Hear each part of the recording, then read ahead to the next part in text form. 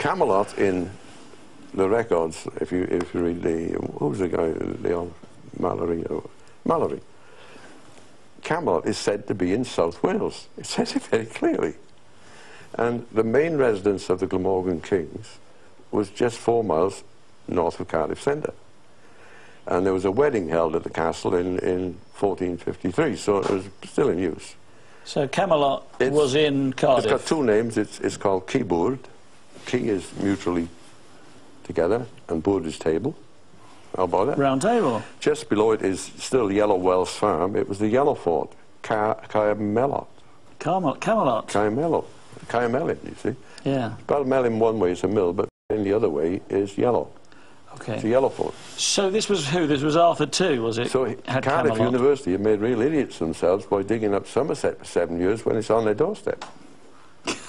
So they love us. Sitting on top of it. They love us. So is this Arthur II who had Camelot? Yes. Not Arthur I? I know. So Arthur II had Camelot, had the round table. Well, keyboard, keyboard. It was, even in Norman times, it was not you couldn't, it was the royal cantref, you couldn't tax it. It was not taxable. This part of Cardiff? That area. Is it still like that? A cantref is like a small county. They split the country up into cantrefs. Like a hundreds or something? Yeah, the field is still there, and you can see the ruins, the mounds and all that, and the lady, she's very friendly with us and lets us go on it and look at it. And we don't dig anything. Okay. We don't interfere with it. We're not qualified. All right, well, talking about upsetting the establishment a bit more. That's part of the upset. I'm not going to go into the rest because it'll... Well, I thought I might just sort of poke you in one direction a little bit, and that is if these ancient kings of Britain that you've turned up with all their genealogies and everything else, presumably have descendants, don't they? Yes. So where does that put the Saxe-Goth-Coburgs? Oh, sorry, the Windsors. I think it sort of puts them in the 4th division. So do you think that might be a reason why you're sort of quite unpopular with the establishment? What has happened, if you get a history written before 1714, Percy Enderby wrote a great history for Charles I, you'll find that the history of Britain starts with the invasion of Britain by Albine, about 1500 BC. Okay. The Welsh have the same histories. In the Brutes of England, the medieval official histories, they also have the story of Albine. And the second invasion comes about 500 BC with Brutus coming to the Trojan area. So Brutus isn't a Roman name? Then? Brutus is alleged to be the first consul of Rome who then went off to, he left Rome and went for other people. This isn't the et tu Brute Brutus, is it? Oh, no, that's Caesar. We're talking about 500 BC, Caesar's 50 BC. So, Brutus apparently et tu Brute, Caesar had an affair with some lady, and Brutus is his son, but doesn't know it. No, we don't need that.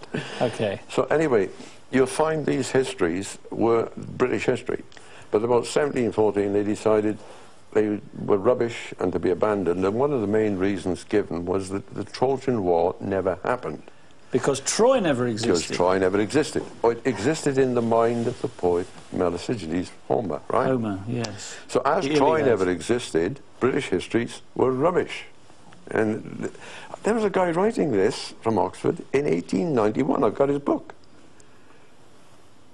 Simon had gone out and dug up Troy in 1876 and proved it was there. Because it was found, wasn't it? And this guy's saying it's a fiction. Yeah, it was found already. So once Troy is found, you say, well, hang on, they've thrown the baby out with the bathwater. They've got rid of our history. So this history can't be true because Troy doesn't exist. That's right. So we decided, no, we would switch and we'd have a look at... See, it's no good putting the roof up and decorating the walls unless you put the foundation down. So we decided to have a crack at the history of Albine and the history of Brutus. Right. Does that make sense? Yeah. We're going to go for it. Albine's history is very basic, and it tells a very plain story. He's got an enemy who he's Diocletian. He's got an enemy named Labana, and he rules 33 provinces. His daughters have ruled some of them, and so on and so on. And his daughter one of his daughters marries his enemy Labana. They make peace, and Labana has made a big raid on his territory. And there's all this detail. Now, Leonard Woolley, who was probably one of the greatest archaeologists that ever lived, went out and dug up the tombs at Ur, where the third dynasty of Ur, which is Iraq. Iraq. Yeah. They were the big dynasty of antiquity, and the third dynasty was the biggies. Oh. Right, we're going for a break now. Sorry, Alan. Great. If you'd like to text in your questions or comments for Alan Wilson, why not do so now to 87778 with the word EDGE and then your text, and we'll see you very soon.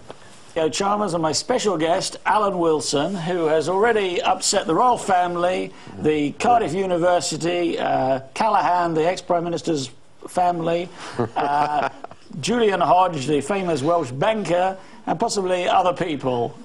So, Alan, the city of Ur, we were in Iraq. Yeah. Well, what the great Leonard Woolley found was that there were a necropolis, and the greatest tomb in the necropolis was 2 stories above ground once and 2 stories below ground, like a palace. The upstairs was where the people administered the estate of the tomb, and the downstairs were the votive rooms and the burial room. Dungi was the greatest of the emperors. British annals call him Diocletian. He had a big enemy named Labanna. The great king of the Hittites, first big one, was named Labanna. He did attack Dungi kingdom, and Dungi did rule 32 different provinces, as stated in the Brutes of England. So in the ancient English history, they have a point. There's interesting stories about what's going on in Iraq. Yeah, that's right. Now, how could they know this? Now, it gets better, because in 1939 they found 3 ships in the mud of the Humber River. So they said, Viking ships, put them in the Museum Viking. Now, about 8 to 10 years ago, somebody said, well, let's carbon date some of the timber. And they came up with 1500 BC, which is nice for the migration of Albine. Now, right. There is more.